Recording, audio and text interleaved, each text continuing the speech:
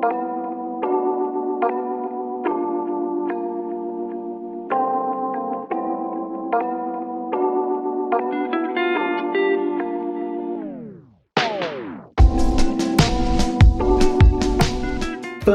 preheat your oven to 160 degrees Celsius. Then, take a baking tin. This one is approximately 20 by 20 centimeters. Grease it with a little bit of butter, and then we're gonna line it with some baking parchment.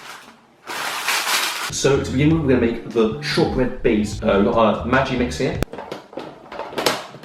And we're just gonna add all our ingredients to the Maggi mix. So we're gonna start off with 200 grams of flour, 125 grams of butter. It helps that the butter is softened, it just makes it easier for the Maggi mix to blend it up. And then we've got 75 grams of caster sugar.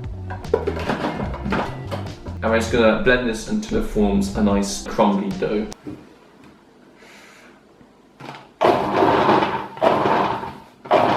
Take your shortbread dough and transfer it to the lined baking tray. Press down the dough so that it covers the bottom of the baking tray. You can use a glass to get it really nice and flat as well. Okay, so now I'm just gonna take a fork and prick a few holes in our shortbread dough. This process is called docking, and it helps prevent the shortbread from bubbling up when we cook it. We're going to bake our shortbread now in the oven for about 10 minutes or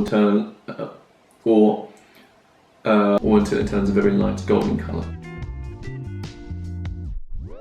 Leave the shortbread to cool whilst we prepare the caramel sauce. For the caramel, get a saucepan on a medium-high heat, and then we're just going to add all of our caramel ingredients to the saucepan. We're going to start off with 125 grams of butter, 100 grams of brown sugar, and 1 can of condensed milk. This is about 400 grams. And we're just going to stir this constantly so that sugar doesn't stick to the bottom. This consistency looks good to me, you know, it's nice and gooey. And so now we're going to transfer it and put it on top of our shortbread. God damn. Tilt the pan so that the caramel is all nice and spread out. And then we're just going to bash it a few times just to pop any bubbles. We're going to leave the caramel to cool for about an hour so that it solidifies. Now we're going to melt our chocolate over a water bath. I'm using about 200 grams of dark chocolate.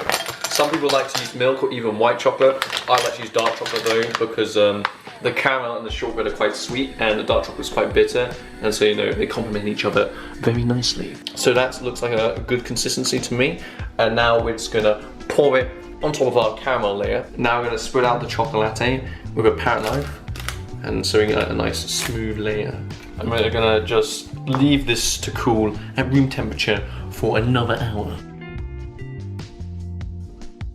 Remove the Millionaire shortbread from the baking tray and place on a plate. Slice the Millionaire shortbread into 8 individual pieces.